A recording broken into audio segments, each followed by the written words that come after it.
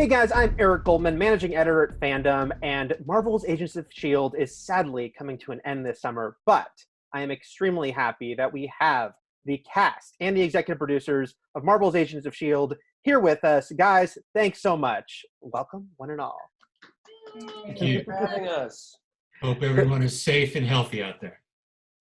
For the producers, you have the benefit of getting to plan your ending. Some shows don't get that.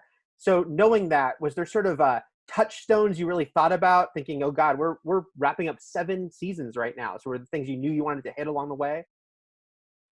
I think that our approach was basically, this is sort of a last hurrah. And so, I think besides the fact that we try always to find stuff we haven't done, I think we tried to find stuff that both the fans, the writers, and the actors would want to see happen.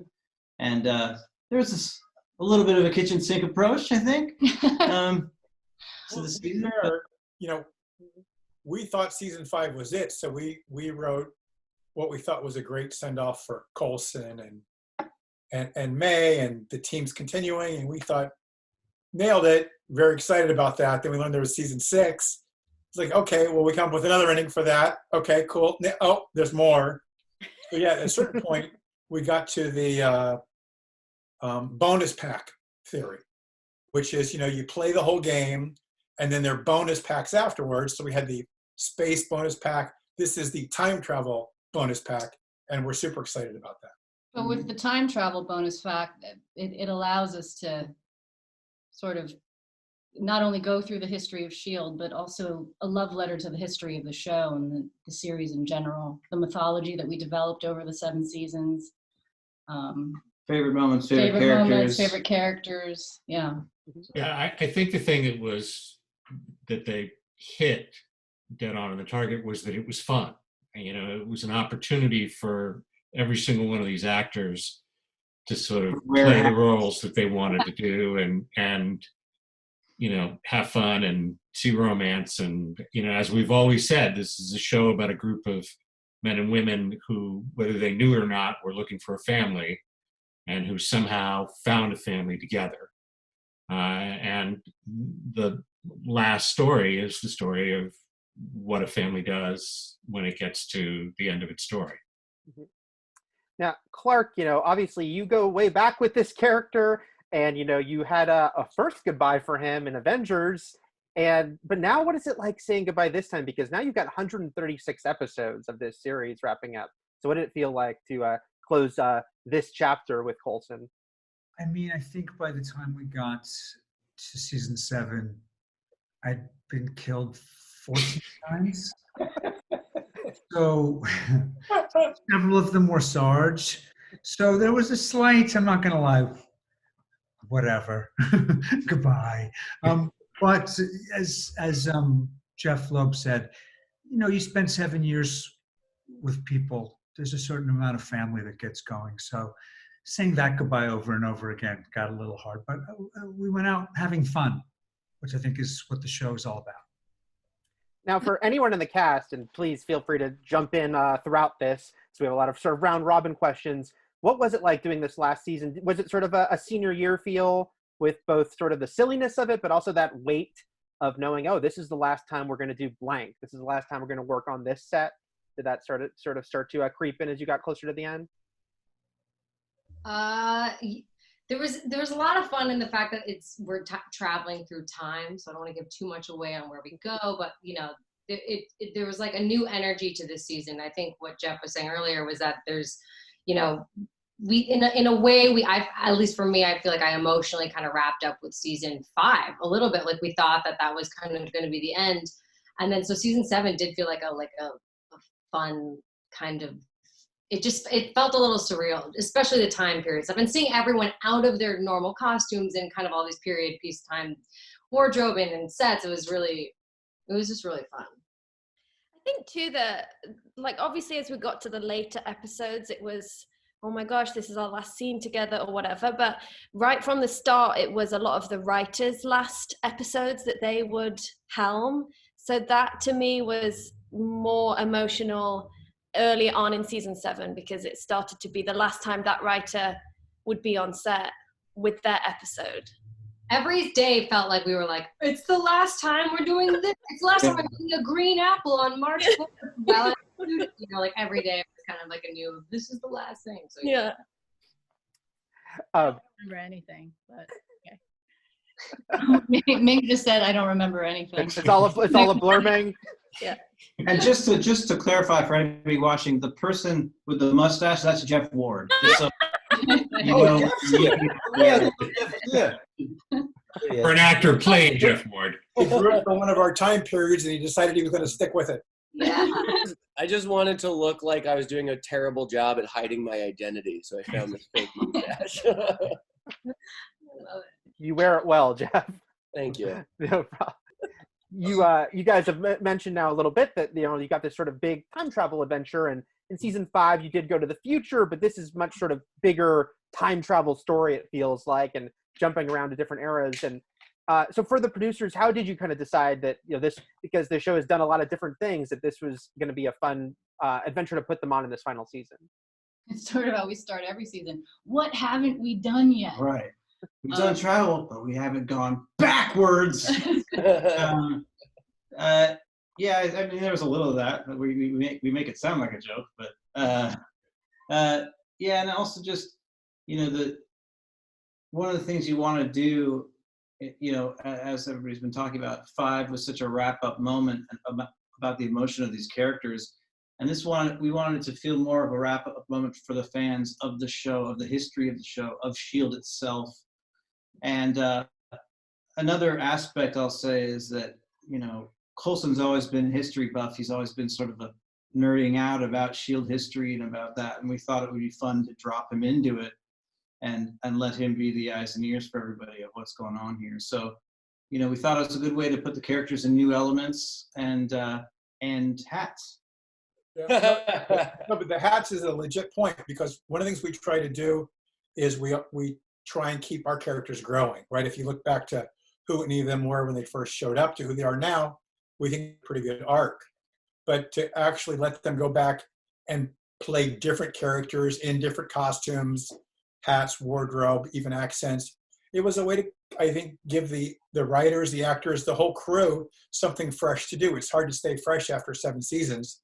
And I think it was a chance. I think everybody, and Chloe alluded to it earlier, everybody got really jazzed. Everybody really brought their A game at the end, trying to make these different time periods come alive. It was really fun to watch. It was really fun to see all the characters in, because so many departments get to flex a new type of their creativity with all the different time periods, and to see their version of each character's outfit for each time was really fun, because it just speaks to how well written the characters are, how clear, you know, for the first scene when it's me, Henry, Clark, and you know, all of the personalities of the characters are so clearly, you know, the characters before we even speak, even if it's your first time watching the show, just based off of the wardrobe and off of the hair and off the makeup. So it was fun to see all of the different departments collaborate like that also. Yeah, every department was so up for the challenge, and I think it was the first day we were on, you know, the footage is already out there, so this is not a spoiler, but seeing us on a lot,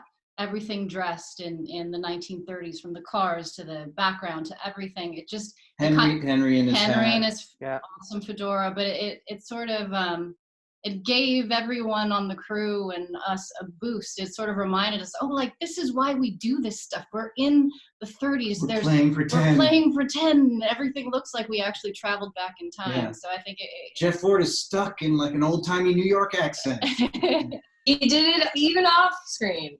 It was mostly off screen. They wouldn't really let it on screen. So. It also gave us an opportunity to show how culturally and what the world is like and what people were like and what society was like, and given the diversity that this cast has had from the very beginning, which is something the show never really gets enough credit for, given the fact that, you know, it started all the way at the very beginning, but then to be able to take them into different time periods and see how they would have been treated had they been at that time, that was sort of an interesting thing to be able to play with on top of all of the fun. Henry, a lot of mention has been made to that hat. How'd you like rocking that suit and hat? Oh, I loved it. I mean, I loved it. You know, let me tell you, everyone hit it on the head when they said that, you know, in terms of costumes, but the sets as well. I mean, as soon as you step into that period and you're wearing all those costumes and everything, you automatically feel of that period. So, I mean, kudos to all of them. They all did a great job. They made our jobs easier. Now, we kind of mentioned it in passing, but I think a real strength of this show has always been the reinvention of it and how you will have season to season just a wildly different scenario. For the producers, at what point did you kind of know that's what the show would be, which is something different every year? There's a lot of shows that it's pretty much, you watch year 1, you watch year 4, basically the same. At what point did you say, no, we're going to really switch this up every year? I don't know if it was conscious as much as it just a desire to make things different. You know, one of the things that happened in the first year is we had a big shift that we knew was coming. And so it sort of baked into the DNA of the show was this big turn and this big change in tone that happened halfway through year 1. And I think that after that, we felt like, okay, that gave the show energy and gave us some momentum. We felt like it was just a good idea going into season 2 to keep that feeling, keep the audience on their toes and keep that feeling of you have to lean in and pay attention. And it sort of just became part of the DNA of the show and the way that we sort of approached our end of season into new season. Yeah. I think we need to give Joss a little bit of that credit too, because he certainly did that on Buffy. You know, and I ran Angel for a couple of years there, and we did it on that. And the idea of just, you know, characters aren't stagnant; they grow and change. And I think, you know, Jed Mo, you know, worked on, oh my God, Dollhouse, which did a similar thing. Mm-hmm. And just that idea of characters change and grow, and it keeps the actors interested. It keeps the fans interested. So I think part of that was baked into how we were trained coming into the show as well. Yeah, I'm always impressed with what they have on the page, because every single episode and every year it has just always blown my mind. And I don't think anything would have or could have happened without it being on the page. So a lot of credit to the writers. Yeah, for the cast in general, yeah. I mean, you look at this show and it's like, you're globetrotters. No, you're space travelers. No, you're time travelers. Was that just really exciting every year to just know that you are getting to do something so different? Yeah, that's one thing that definitely hits you after it's done, is that you'll never get the opportunity to do a show like that again, I don't think. No. The characters on this show all went through huge changes. If you look at, you know, what they were to what they became. So for the cast, you know, was there sort of a favorite character development moment or scenario looking back on the show that when you got, and it might have been a miserable moment for the character, but was there something you loved getting to play? You had a really great ones here. The answer is no. Yeah. Who wants to go? Oh, how about when you were evil in the framework? That was huge. That was that was fun. Do you know what? And the most fun part of that was Jeff helping out. It was a really quick thing to be able to do, is play two different versions of a character, and to do that they had to use a lot of, you know, CGI and camera effects. And Jeff actually came in on his day off and stood in for me all day, which was a highlight of that season for sure. Do you think that's when you fell in love? That was me, not that Jeff. It was me. So yeah, Jeff. That day might have been fun for you, but that was the worst day for me because you were torturing me. Was that the scene where you were torturing me and I had to lay in that like metal? Oh yeah. And Jeff and Ian kept switching in and out, and I was like, I just didn't even know what was happening. It was. We got told off that day, remember? Well, we were messing around a little too much. It was serious. That was a bad combination of people. Wait, who told you off? Did I tell you off? No. You were the one in the. Oh, you might not have been messing. I believe it was Nina that directed that episode, wasn't it?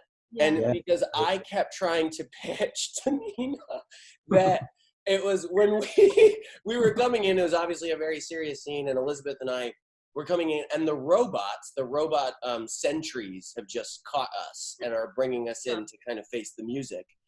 And when they brought us in, one of the robots shoved me, and I was like, "Well, Nina, I feel like Deke would be like, ow, stop!" Like I thought he would just like make a little joke out of it because it's a robot that's really hurting him. And she was like, "I cannot tell you this again. Stop doing it. I don't know how to be be more serious. Stop doing that." I was like, oh. So I it got was yelled at. basically an average day on set with you. Yeah, it's pretty right. It was a Tuesday. It's hard though when you have to come into a scene and it's so serious and you really have to look at that person in the eye. That's really hard to not laugh. Absolutely, still the hardest thing. For hours. Oh my gosh. When I look at the character changes, it's like I was even thinking to Jeff Ford, or I should call you Mustache Jeff. Thank you. That even in the 2 years of the show that we've seen you went from sort of space scavenger to tech mogul. So was that a quick lesson to you about how things can change on this show? Definitely. I remember when season 6 was kind of getting started. It's I think tradition that you have a sit down with Jed and Marissa and Jeff Bell, and they kind of tell you a little bit about what's going to be happening with you that season. And they kind of told me, and the first thing they told me was the video game pitch was like that I'm running through, and it's this very kind of badass scene. Is that profanity? Is it? It's not right. So it's this hardcore scene, and I was so excited and so all in right away. It felt like a dream come true of getting to do this, and that it's such a good metaphor for what the show offered us as performers, and I think the writers as writers, and for everybody creatively to get to, because it's such a specific tone. I think Ian nailed it when he said we're not going to really get to do anything like this, because to get to earnestly play that action scene but also be aware of how ridiculous and over the top it was at the same time. Like, I got to do all my one-liners. Like, one of my favorites was, "It just got personal." Like, and get to do that in a voice while making fun of it, but doing it for real. It's just such a awesome mixture of sincere and funny and heartfelt that I feel like, I was lucky to get to do that kind of stuff. And being just a huge, what's the clean word for Deke? Just he's so himself. Yeah. I don't know. He's a Deke. Yeah, but like to get to do that, and it was such a dramatic shift. And then through season 6, kind of an exciting thing for me was Jed and I had a long conversation one day, kind of about where Deke's where he had ended up that season, and it was right before we shot the big where he's like, "Nobody likes me, and I do all this crazy stuff because I don't know who I am and I don't know where I fit." And it felt like that was a really, really understandable moment for a person. And when we kind of got to that moment in the story, I felt like it was a really cool jumping off point for where he went afterwards, because it was sincere, and I started to understand who he was as a guy, not a cartoon character. Now, the audience has gotten very invested in some of the pairings, some of the couplings on this show. Yes, me and Henry come back. So I have to ask, though, and you got Coulson and May, and Fitz and Simmons, and Mac and Yogo. I guess Deke and Daisy ? But between them all, the show is throwing a lot of curveballs at all those couples. So what couple has had to deal with the most strife, would you guys say? Let's all say it on 2. I think for sure. Well, I mean, they all got it. I mean, Yo-Yo had her arms cut off. That's not easy. No. Coulson died. Not easy on May and the relationship. And then Fitz and Simmons just perpetually are separated. So I think a more prudent question would be, who has had the most strife within those relationships? The actors? Huh? Well, You mean the actors? Like, which couple is the hardest Oh to no, act? because we know who would win that, Elizabeth. But I'm just saying that but I mean, with like each characters, yeah, which one Oh, had, who had it worse? yeah. Probably me and You all had my it possibly boyfriends, like, but does the guys. character have it worse? About that. If you think about it, so there's some surreal moments. Daisy's gotten the most boyfriends killed off. Yeah. Right. All those guys.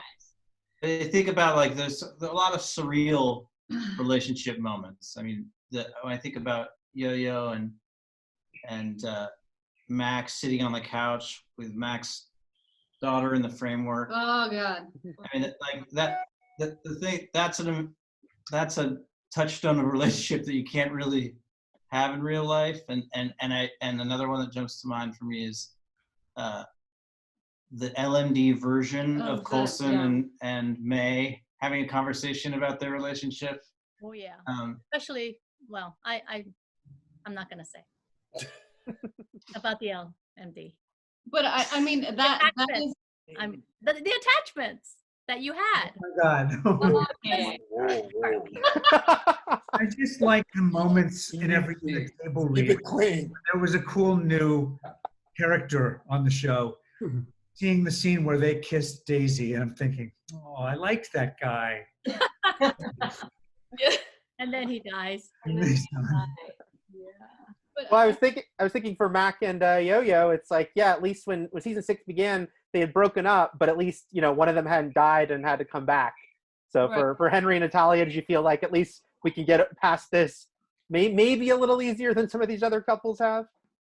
I think it's part of the beauty of the show, you know, the complexities that couples go through, and even harder when you're within an organization like that, you know. I love that the writers and our producers gave us the option of not just playing superheroes and just friends or family that go out and try to save the world, but that they have these complex relationships, not just with their loved one, but with the friendships themselves, you know. I think that's incredibly relatable to the public, and it's something that I really adored in the show, was to always, whenever we would sit down on a table read, to find out what new things I was gonna, as Yo-Yo, find out of my relationship, not just with Mac, but with everyone else, what the writers were imagining for all of us as a family, right? That was one of the most exciting things, because it's a way to inform yourself of your character too. And I really loved how I got to inform myself through Mac's eyes. That was something really exciting to find out things about Yo-Yo through the way they wrote Mac relating to her and all the difficulties that they went through. It was just really informational in a lot of ways. And then as an actor, as everyone has said, I mean, when do you get to ask in a movie, TV show, or even theater piece or anything for your loved one to leave their virtual daughter and to come with you? You know, it's just, the stakes are way high. We'll probably never get to play those stakes. And if we do, we're very lucky, so. And I saw that after I was on the show. I had never seen that, and Henry destroyed me on that. It was I was like, and I saw him the next day at work, and I was like, I was just crying about your daughter. Like, that was really sad. And he's like, you're standing a little too close to me. What were you gonna say? Oh, I was just going to say, like, to Natalia's point, just taking these relatable, complex relationships and those moments within the relationships that we all have experienced, but we have the opportunity to just turn the knob to 11 and putting them in these situations that, you know, not only are you're relating to the emotion, but in metaphor, in the high stakes moment that they're in, it just kind of amplifies the emotional component of that even more. Like we all know that feeling of when your significant other is acting like just like an unfeeling killbot, you know, and you're like, yeah, why are you being like this, you know? Or just that in season 6, the whole Fitzsimmons episode, like that whole thing is them working through all their relationship issues, but in the most insane way. That right. Yeah. And I think it'll be fun. And it was a way that we sort of worked out. Yeah, we hammered some stuff out. Which stuff exactly? I think it'll be a nice part of the season, or a fun thing for the audience to see. I think that you can tell when you read anything on the internet. So there's someone who believes that every single one of these relationships is the most important one, no matter what, and is a forever love, as we refer to it in the writers' room. And it'll be fun to see how these relationships end when the show ends, and who ends up where. Well, and I think there's just the promise of the next chapter in the relationships, in the story, in the fanfic, and whatever you need to carry with you as it comes to an end. Elizabeth, Ian, was it fascinating for you guys to do that episode last season where you're kind of going through all the different versions of your characters, including when you dressed up basically what you were like in the pilot? Was that quite a little flashback for you? Yeah, that bit was so emotional. I got so emotional with OG Coulson. Oh, yeah. That's so fun, Ian. And just like, I mean, I had tears in my eyes when he turned around in the conference room, and it's interesting because it's so, you realize how much Coulson has evolved and changed, obviously, with everything he's been through. But to see him like he was in the movies, it was just such a, oh my God. I remember the theater I was in when I saw the first Avengers, like that Elizabeth being in that scene. That was such a trippy, cool moment. That could be one of my favorite moments of the show. And we kind of referenced this a little bit, but let's talk about the LMD in the room, because Clark, you have been playing different characters now for 3 years in a row on the show. So what is that like to, last year Sarge, he was a pretty dramatic version, but now we've got this LMD, and it is Coulson, but it's not. So is that interesting for you as a performer to have to kind of make sure to show these little nuances? I mean, yeah, it's what we've talked about, which is if you were on a show where you're doing a different version of last season this season, it wouldn't be as fun, especially 7 years in, but to, get that sit down, the scary sit down every year where you get explained, okay, so it looks like you, but you might be a psychopathic alien, go. That was truly jarring after 8 or 9 years playing the character, especially because I think some of the answers, fiendishly, they said, I don't know, we don't know, figure it out. So the relative jump of playing and I wouldn't call him an LMD really, just because the technology that's involved is way beyond, he's kind of more in the Chronicom realm in my mind. To have him be this synthetic being, even though he was very adamant that he didn't want to be brought back ever, especially not this way. That was a really fun beat to play, and you see that immediately in the first episode of the season, him kind of playing with, how do I feel about this? Is this me? What is this? What am I right now? Kind of classic bot dilemma. And, knowing that as a robot, he's got to watch his back with Mac. Seeing you in that first scene after you were playing Zaddy, is Zaddy the word that you say? What's a Zaddy? Like a Zaddy? Like Sarge was hot. Sarge, all shredded leather And like skinny jeans.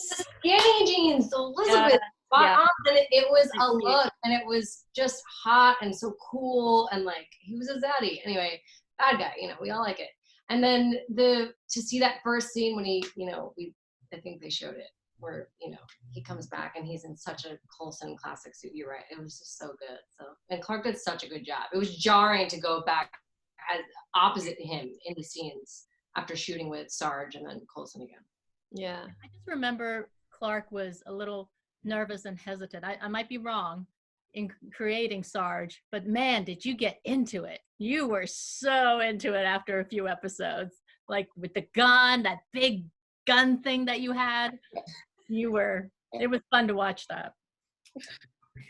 Ming, I wanted to ask about the evolution of May, because we met her and she was very stoic, clearly very formidable, and we got to see sort of the guard come down as we've seen her relationships grow and got to get to know her more. So has that been interesting for you to both kind of unpeel the onion of May, but at the same time, has season 6 finale reminded us, still showed that she is tough as hell along the way? Well, I mean, I think of all the characters, there is a through line with May that stays very consistent when it comes to her job as an agent. But definitely underneath all that, you know, it's almost like when you go to work and you see, well, when we used to go to work and you see people and there's a certain persona that they put on, but you know, you don't know behind the scenes what they're like. That's kind of May. May always has a certain stoic persona no matter what at work. But it was really fun, you know, because I'm a mom, and bringing that maternal side to the family was fun for me. And then of course the development of the relationship with Coulson was a very slow burn until the kiss, and then whatever happens after that. It was, you know, it was really fun to kind of create that Felinda fandom, because that's what they wanted, and it was really nice to sort of know her backstory, you know, with a husband that ends up becoming a monster. Quite literally. Very quickly. Quite literally. And that, you know, that she feels things, but she just hides them quite a bit. And I also wanted to add that I was really surprised to see them showing May and Yo-Yo in the clip, because that's later in the season.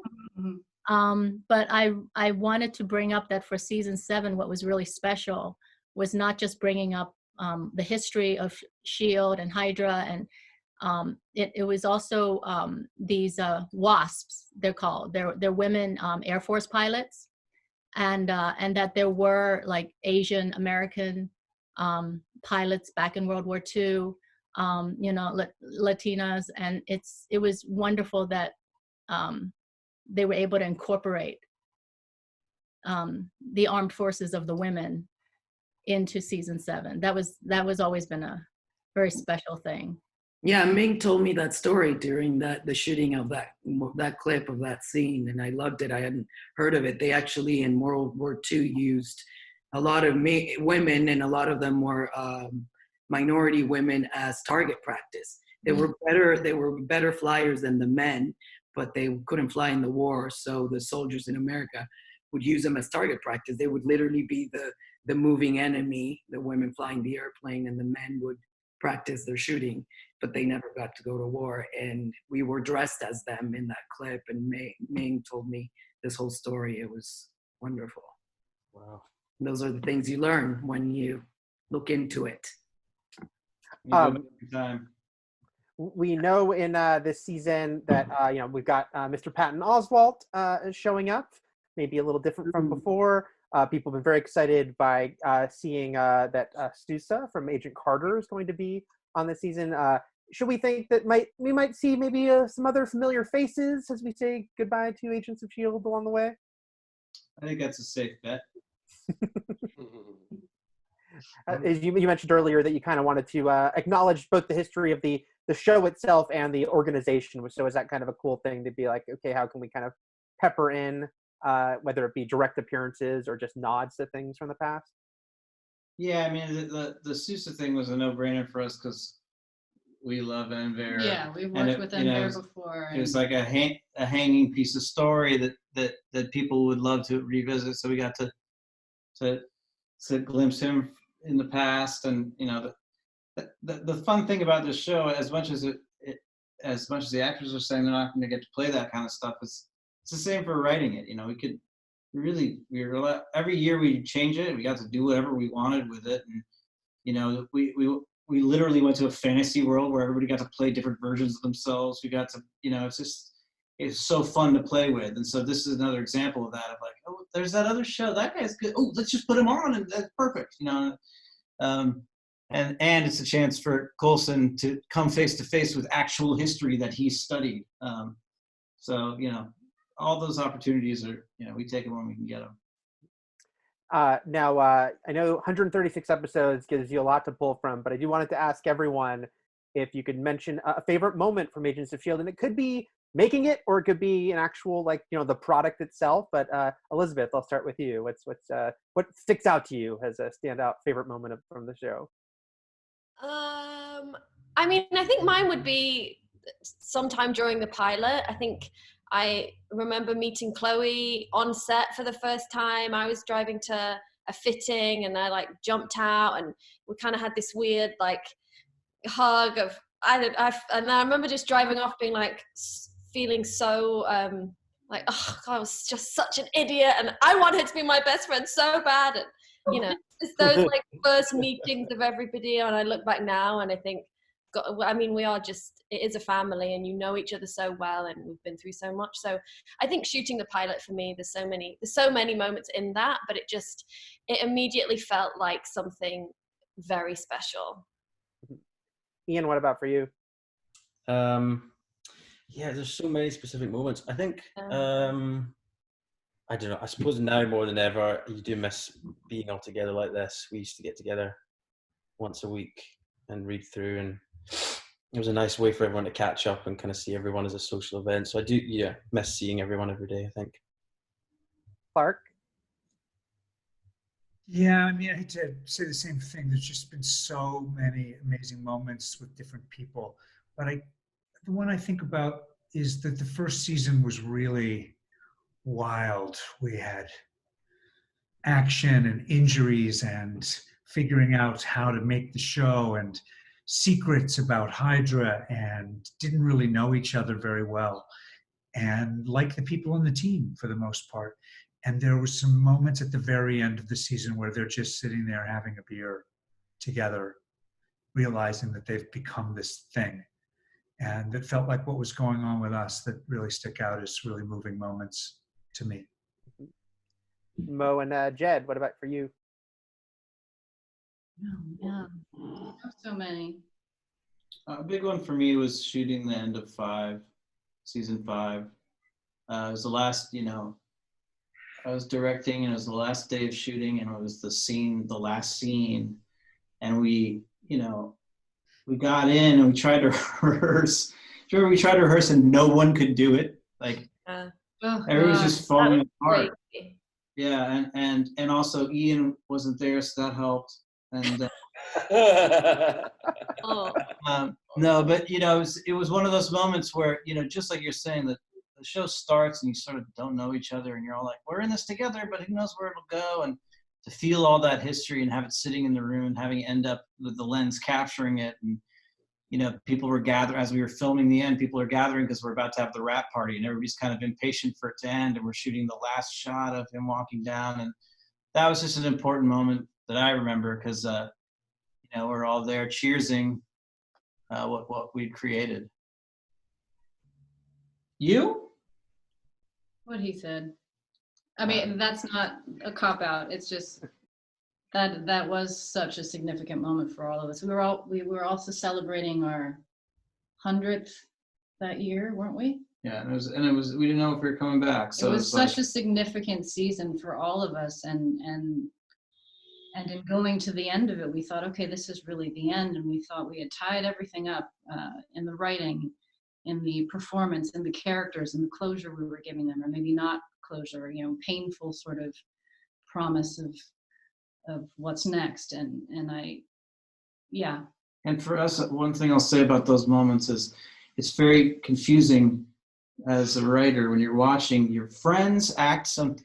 You've written something trying to make people who are watching it feel sad by making the people who are acting it play sad, and your friends are doing it, and they're doing a wonderful job of it. And that feeling of there being so much emotion packed into those moments is there's no way really to describe it other than the words. That day was brutal. That was so sad. No one could keep it together. He means like no one could stop. We couldn't. Everyone was just crying so much. Waterworks, yeah. For like 7 hours. Yeah, it was a lot in there. My eyes were so swollen by the end of the day. I remember going to you, Chloe, and being like, "So, here's the reality. Your little bit is going to be in like 6 hours." Yeah. And I know, and I was like, cool, like not, and then I just couldn't. I would look at it. Everyone was just crying and just, yeah. Ming, what about for you?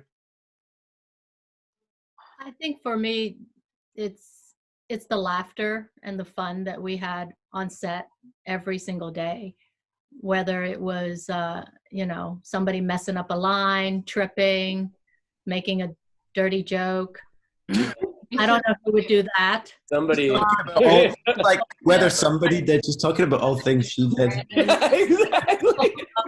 But it was such a heightened environment on any given day because we had so much to accomplish, whether it's a fight scene or whether it was an explosion or an emotional scene.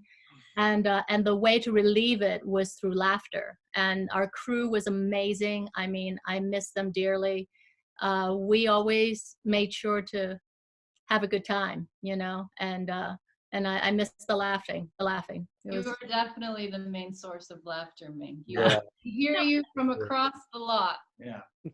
And, that is one thing I'll say about Ming is she's so polar, as everybody knows at this point, she's so polar opposite to who she plays. But I think it was like one of the very first moments that May had, I don't, maybe episode 2, but she says, if I need a gun, I'll take it. And that just, you instantly knew so many things about May. She's her confidence, her moral stance on weapons. She knows she's calm and cool in a high stakes situation. And if she needs a weapon, she's so badass that she's going to take it. And I think, you sold that so well. And then from that point forward, it's why May is a fan favorite. And I know you always had, you struggled with it because it's so opposite of who you are, but you did that from day one. And what is the phrase that you guys always say to me? Less May, Less May, more May. Yeah. That was great. Less Ming, more May. Yeah. Mr. Jeff Loeb, you were there from the very inception of this show. So what is your sort of standout memory of it? I think it's sort of an overwhelming accomplishment. It was the first show that Marvel Television got on the air, and each step along the way, from Joss to first meeting Jed and Mo, we went out to lunch and they explained what the show was going to be and the characters, and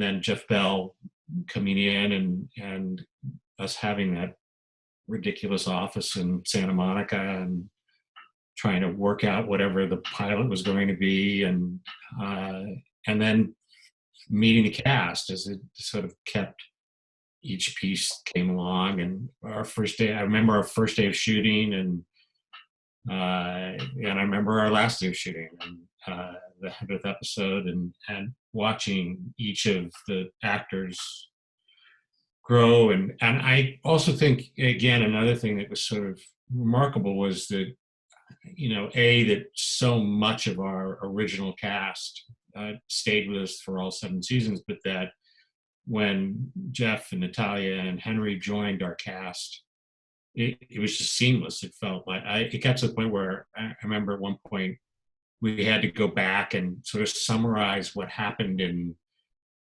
season 2 or season 3, and there was like, oh yeah, then Henry came in, and wasn't Henry like already on the show? And I think that just speaks volumes about Sarah Finn, who cast the show, but also about Jed, Mo, and Jeff, who just had an extraordinary instinct in terms of the people that we had, and the many, many, many guest stars that we had along the way, all of whom I think eventually died, and all of whom eventually said to us, is there a way that I can come back and do the show again? And that was just the way that Jeff and Jed and Marissa ran the show.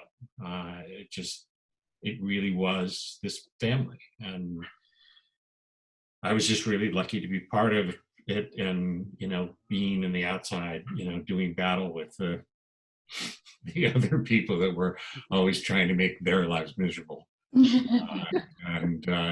I think Jed was right. I was kind of amazed and delighted that they got to do as much as they got to do. There certainly were battles that we didn't win, but it always turned into something that was cooler, and I think that made the show what it is.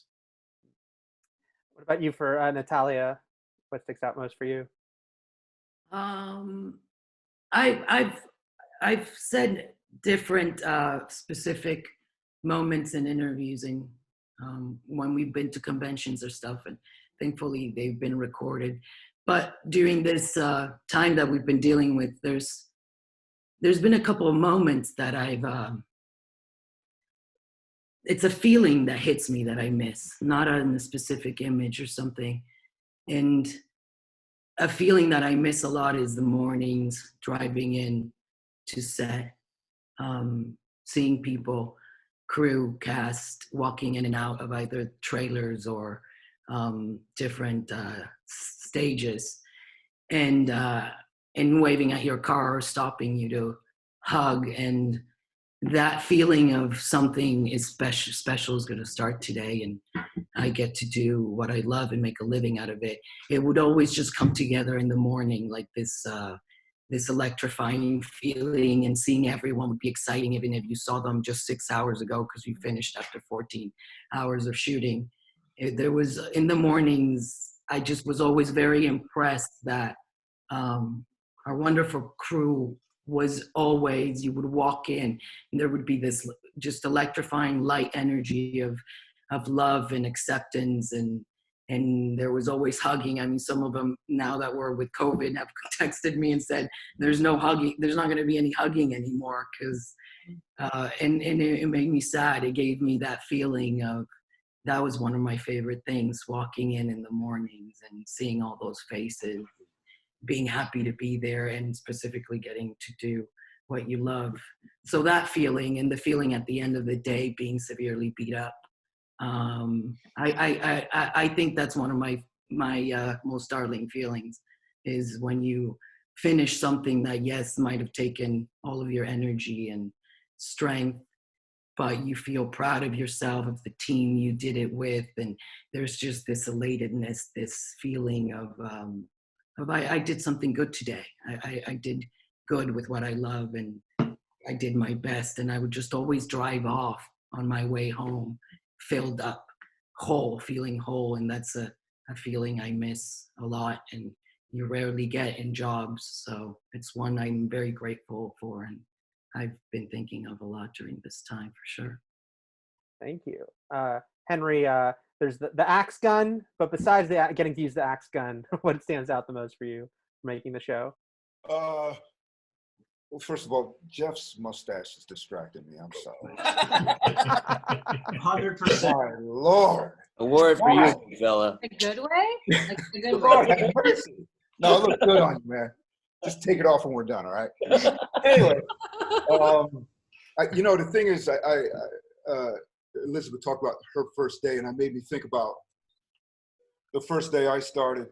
And, there were a lot of memorable moments, work-wise, with people, so many things. But I do remember that first day, because I didn't know a darn thing, I'll be honest. I mean, there were so many things I had to learn. It seemed like there were 20 people on set. I didn't know who was a principal character. I didn't know who was just, recurring or whatever, just a date. I didn't know anything. All the names of the weapons, the names of the aircrafts, the names of all the. Oh yeah. I was like, Lord have mercy, am I ever going to get this? I mean, I didn't think I would ever. And I'm going to be honest with you. I'm going to be real honest with you. They said, when Coulson walks in, make sure everyone looks at him like, oh my gosh. And I said, okay, which one's Coulson? I didn't know. I mean, I know from the movies, but when we got there was so many people. And I just felt like, I was like, I don't know if I'm ever going to grasp all these names and all this technology. It was overwhelming for a second, but it was wonderful, but it was also exhilarating because you're stepping into this world that I had never experienced before in my life, as an actor. And I knew that, if I were to remain, if they weren't going to kill me off anytime soon, that it was going to be fun. I see you laughing, Jed. You know you're going to kill me. You know you're going to kill me. Jeff Bell, what about for you?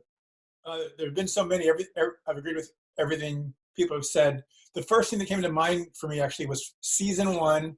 You know, the show's always full of secrets, but our big secret in season 1 about Hydra was super loaded because it was tied into Winter Soldier, and we weren't allowed to say the H word, and we had red pages, and everything was top secret. And so we knew what was going to happen with Agent Brett Dalton, and so we told Clark, okay, we have a, because he's number 1 on the show, and we always sort of let him know what was happening, but we told him what was going to happen with Ward being Hydra. And then I remember bringing everybody else into the trailer, sitting them down. You know, we said, well, we had pages before, but these are the real pages, and passing them out and having people read them and learning what Grant Ward did. Watching the reactions on the actors' faces was about as good as anything we ever did. It was spectacular. That was so dramatic too. It was on location, and you guys brought in red. We were in Elizabeth's trailer because hers was the cleanest always. To the racetrack, and Ian cried a lot. Ian was crying. Yeah. Yes. A lot. The whole time. It was a great mic drop moment for the show, but I just remember how all the actors reacted to it, so I'll go with that. That is amazing. Mustache Jeff, what about for you? I mean, I would have to say it was during the pilot. I was You snuck on. I had heard about it. It sounded great, and no, I mean, I feel like it's just weird for me because I really feel like I was never really supposed to be there in that capacity. And Oh, you knew that? Oh, you know about that? Henry, you thought they were gonna kill you off, man? They were like, oh my God, we couldn't kill him quick enough. But I really it was crazy because obviously, I mean, you know, we've talked about this a lot at like conventions and stuff, but like I was just supposed to do this small part, and it just I still vividly remember getting to my car and a voicemail popping up from Marissa and her being like, will you come back and read for this part again? And you know, and I was kind of like, yeah, sure. And I did, and everybody was so nice to me in the audition, and Belle was there, and Loeb was there, and Jed, and you were there, and you were there, and you were there, and it really it kind of was this like Wizard of Oz thing where it was just, this is an actor's dream to be able to come on something this quality that is this high quality with this high a caliber of people in the actors and the writers and the crew, and so to kind of like get invited into it in that way, it was probably the most special thing that's happened to me in my working life. But the moment that I, you know, it's just so hard, but because there's so many, but it was that, I don't even know when it happened, but it was all of the sudden, as Natalia was saying, kind of getting there in the morning, and like I felt like I was part of it all of a sudden, which was like a really crazy feeling because I had felt so on the outside, but the only reason I felt on the inside was because they all invited me in. So it was a really special thing to get to spend that time with everybody. So. I just love the fact that there was somebody on set who had a bigger laugh than me. The main reason Ming voted to keep me around. That's right. Chloe, what was your favorite moment making the show? Crafty. There's like Yes. fire jelly sandwiches. Yeah. No, I mean, honestly, off screen, just the in-between moments that just you look back and it fills your time, and it just like everyone said, I mean, I grew up on the set and I couldn't have asked for like a more incredible environment to just learn from, and it's just a feeling. It's just this is so boring, but having dreams of just being on set, not shooting, just like going to Crafty, hanging out with Elizabeth by the trailer, like chatting with, like, I just have dreams of like the mundane in between moments that actually in retrospect made the entire show just such a special experience. Because we spend so much time off camera together, and that, you know, it's those little in between moments that really just made everything special. And honestly, the peanut butter and jelly sandwiches were really good. Can I Yeah. add one thing that people say this a lot, but everyone's talking about it, which there's one more missing Zoom block here, and that's our crew. People talk about their crew, our crew really was remarkable. And a lot of what people are talking about, the way that they were able to take these shifts and keep a positive attitude, long hours of work. Gary Brown, our stunt team, our hair and makeup people. We just lost a wonderful rigger, a guy named Joe Teague, to an accident. And one of the crew's heartbroken and reaching out to each other. This really was the bigger family that made the whole thing, to me, it made the whole thing work. And they deserve the biggest of shout outs, in my opinion. Amen. Yeah. Well, guys, I want to congratulate you on 7 great years. Marvel's Agents of S.H.I.E.L.D. Season 7 premiering on May 27th on ABC. Thank you so much for all joining us today. Thank Thank you. you. Thank you. Bye, everybody. Great seeing you. Take care, gang. Love y'all. Thank you. Bye.